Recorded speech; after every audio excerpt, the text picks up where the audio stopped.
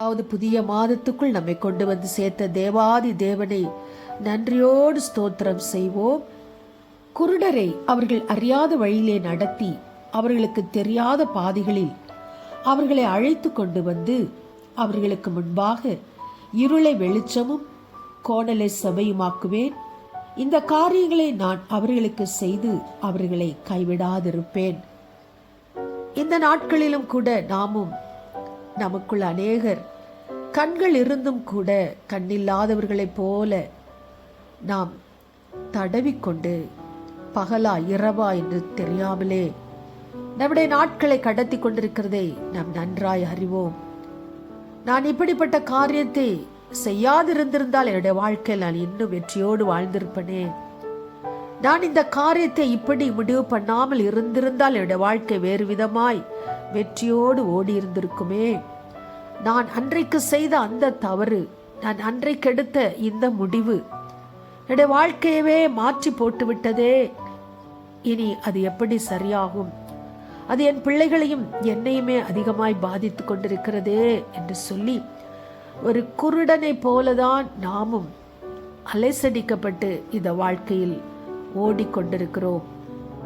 ஒரு காகித படகானது கடலின் மேல் அலை அடிக்கிற பகுதியெல்லாம் அது இங்கும் அங்குமாய் அது போகிறதே தவிர அது போய் சேர வேண்டிய இடத்துக்கு போக முடியவில்லையே. அதே போல என்னுடைய வாழ்க்கை இருக்கிறதே என்று சொல்லி நினைக்கிற தேவ பிள்ளையே, இந்த நாளில் தானே கர்த்தர் உனக்காக ஒரு நம்பிக்கையின் வார்த்தையாய் கொடுக்கிறார். குருடனை அவன் அறியாத வழியிலே நடத்துகிற தேவனாய் நம் மத்தியில் அவர் வருவாராம். இந்த வார்த்தை ஜீவன் உள்ளது, அது ஒரு நாளும் மறிக்காது. எனக்கு ஒரு வாலிபனுடைய சாட்சியை தெரியும். அவன் சொன்ன அந்த நாளிலே அதை நான் கேட்டேன். நான் அதை மறக்கவே இல்லை.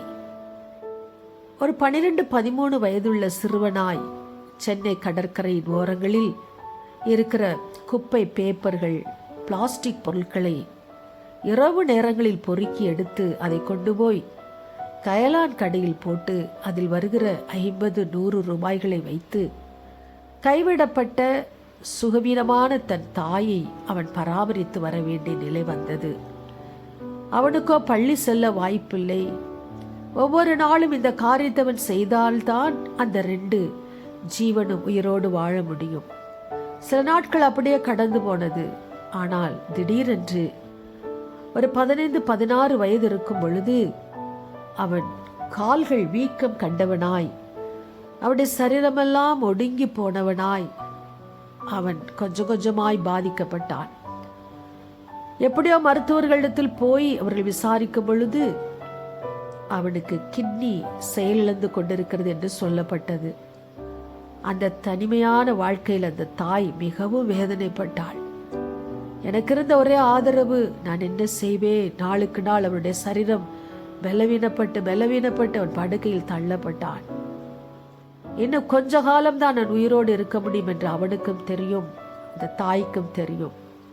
அந்த சூழ்நிலை அந்த தாய், தன்னிடத்தில் பணமும் இல்லை, தன் செய்வதற்கு உதவி செய்வதற்கு பலனும் இல்லை. இந்த நிலைமையில் ஒரு சுகமளிக்கிற கூட்டத்தில் கொண்டு வந்து அந்த பெரிய கூட்டத்தின் பின்பகுதியில் அவனை படுக்க வைத்தார்கள். அங்கே சொல்லப்பட்ட இந்த வேத வார்த்தைகள், இந்த வசனங்கள் அவனுடைய செவிக்குள் போய்கொண்டே இருந்தது. அவன் சொன்னான், தெய்வமே, என்னை இந்த உலகத்துக்கு கொண்டு வந்த கடவுளே, என்னையும் என் தாயும் நீ கவனிக்கவே இல்லையா? எனக்கு கொஞ்சம் சுகத்த பலத்தை கொடுப்பீரானால் என் தாய்க்கு நான் உதவியா இருப்பனே.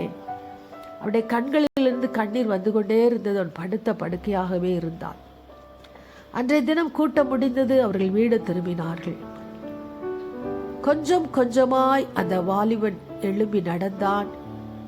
அவனுக்குள் ஒரு புது தெம்பு வந்தது, புதிய சுகம் வந்தது. அந்த கடற்கரையில் மீண்டுமாய் மெதுவாய் நடந்து சென்று குப்பைகளை பொறுக்கி கொண்டு வந்து அந்த கயலான் கடையில் போட ஆரம்பித்தான். பல ஆண்டுகள் உருண்டோடி போனது. ஒரு 17-18 வயது நிரம்பினவனாய் இப்பொழுது அதே பலவீனத்தோடு எப்படி உயிர் வாழ்கிறோமோ தெரியவில்லையே என்று சொல்லி அவன் அந்த காரியத்தை செய்து கொண்டிருந்த பொழுது அந்த கயலான் கடையில் வந்த ஒருவர் சொன்னார், தம்பி, நீ இந்த காரியங்களை செய்கிறதை விட உனக்கு நல்ல திறமை இருக்கிறது. உன்னை பார்க்கும் பொழுதே அநேகருடைய கண்களில் ஒரு இரக்கம் கிடைக்கும். நீ இங்கே இருக்கிற பெரிய பெரிய ஐடி கம்பெனிகளுக்கு போய் அவர்கள் பயன்படுத்தி கீழே போடுகிற அந்த கம்ப்யூட்டர் உதிரி பாகங்களை குறைந்த விலைக்கு நீ கேட்டு வாங்கி அதை கொண்டு போய் நீ கம்ப்யூட்டர் சரிபடுத்துகிற அந்த கடையில் கொடுத்தாயானால் கொஞ்சம் பணம் கிடைக்கும் என்று சொல்லி ஒரு ஐடியா கொடுத்தார். அதன்படி அவன் அந்த ஐடி கம்பெனிகளுக்குள் போக ஆரம்பித்தான்.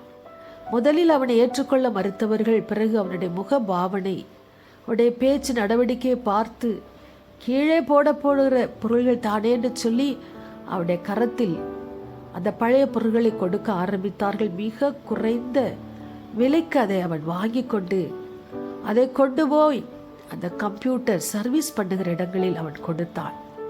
இப்படியாய் நாளுக்கு நாள் அவனுக்குள் கர்த்தருடைய வல்லமையும் ஆவியாருடைய கிரியும் இறங்கி கொண்டு வந்தபடியினால் அவன் அந்த பாகங்களை விற்கும் பொழுதும் அதை பார்க்கும் பொழுதும் அவன் கண்களில் மிகவும் ஆச்சரியமா அதை எப்படி அவர்கள் உருவாக்குகிறார்கள், பழைய பொருட்களை வைத்து ஒரு பழைய மாதிரியான ஒரு கம்ப்யூட்டர் அவர்கள் உருவாக்குகிறார்களே என்று சொல்லி ஆச்சரியத்தோடு பார்க்க ஆரம்பித்தான்.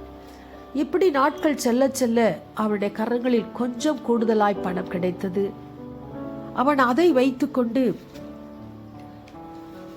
மீண்டும் மீண்டும் பழைய பழைய பொருட்களை வாங்கி கொண்டு வந்தான். திரும்பவும் அவனுக்கு ஒரு ஐடியா கொடுக்கப்பட்டது. இந்த பொருட்களை வைத்து நீயே ஒரு சில சின்ன சின்ன பாகங்களை உருவாக்கி கொடுக்க முடியும். அவன் வீட்டுக்கு கொண்டு போய் அப்படிப்பட்ட உதிரி பாகங்களை வாங்கி இத்தனை நாளும் கற்றுக்கொண்ட அந்த காரியங்களை மனதில் வைத்து அவனே உருவாக்க ஆரம்பித்தான். ஒரு சின்ன சின்ன சின்ன அந்த கம்ப்யூட்டர் பாகங்களை அவன் உருவாக்கினான். கொஞ்சம் கொஞ்சமாய் ஆண்டவர் அவனுக்கு ஞானத்தை கொடுத்தார்.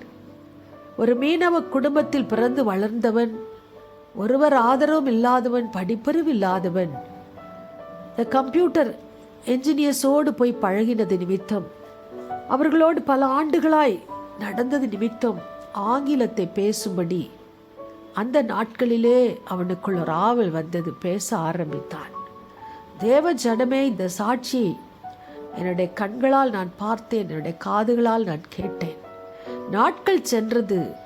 நான் பார்த்த பொழுது அவன் கிட்டத்தட்ட 27-28 வயது வாலிபன். அவன் சொன்னான், இப்படியாக நான் அந்த கம்ப்யூட்டர் பாகங்களை அங்கும் இங்குமாய் உதிரி பாகங்களை எடுக்கவும், அதை சிலவற்றை நான் உருவாக்கி அதை உருவாக்குறடைய கரங்களில் திரும்ப கொடுத்து இப்படியாய் நான் நடந்த கடைசியில் எனக்கு கம்ப்யூட்டர்களை செய்யும் பாக்கியத்தை, பழைய கம்ப்யூட்டர்களை உருவாக்கும் பாக்கியத்தை கற்றுக் கொடுத்தார். இதை கொண்டு போய் நான் அநேக பிரைவேட் கம்பெனிஸுக்கு கொண்டு போய் இந்த கம்ப்யூட்டரை நான் கொடுத்து அதற்கான பணத்தை பெற்றுக்கொண்ட பொழுது சில ஆயிரங்களின் கரங்களுக்கு வர ஆரம்பித்தது. இப்படி நான் என்னுடைய தொழிலை ஆரம்பித்தேன். இப்பொழுது நான் தேவ சமூகத்தில் என்று சொல்லுகிறேன், அநேக வெளிநாட்டு கம்பெனிகள் என்னுடைய கம்பெனிக்கு ஆர்டர் கொடுக்கும் அளவுக்கு கர்த்தர் என்னை உருவாக்கி கம்ப்யூட்டர் என்ஜினியர்ஸை நான் வேலைக்கு வைத்திருக்கிறேன்.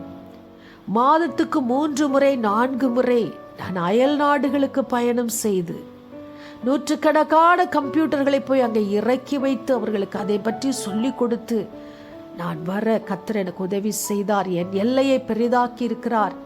என்னுடைய குடும்பத்தின் சூழ்நிலையவே கர்த்தர் மாற்றி அமைத்து இன்றைக்கு நானும் இந்த சமுதாயத்தில் தலை நிமிர்ந்து வாழ உதவி செய்தார் என்று சொல்லி கண்ணீரோடு அந்த சாட்சியை சொன்னதை நான் என் கண்கூடாய் பார்த்தேன்.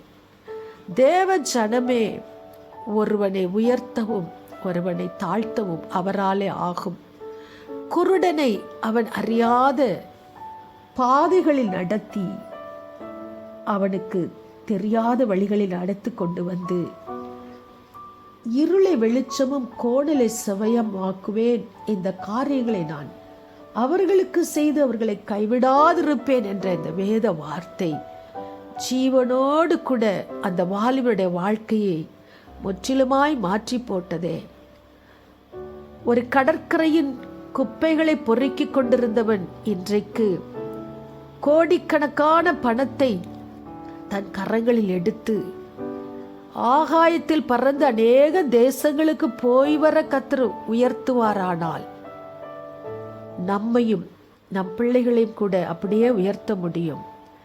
எளியவர்கள் அவருடைய சமூகத்தில் ஒரு நாளும் மறக்கப்பட்டு போவதே இல்லை. கர்த்தருடைய பிள்ளையே, அவரை நம்புகிற யாவரும் பாக்கியவான்கள் என்று வேதம் சொல்லுகிறது. இந்த நாளிலும் உங்களுடைய வாழ்க்கையில் குருடனை போல நடந்து கொண்டிருக்கிறீர்களோ? இடதுபுறம் செல்வதா வலதுபுறம் செல்வதா? இது பகலா இது இரவா?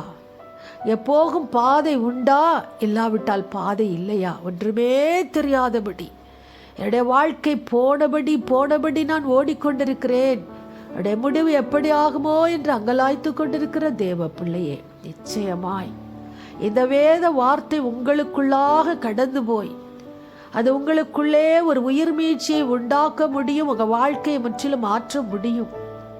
இதே போல எத்தனையோ சாட்சிகள் இந்த பூமியில் எழும்பி இருக்கிறது. நாம் விசுவாசித்தோமானால் கர்த்தருடைய மகிமையை காண முடியும்.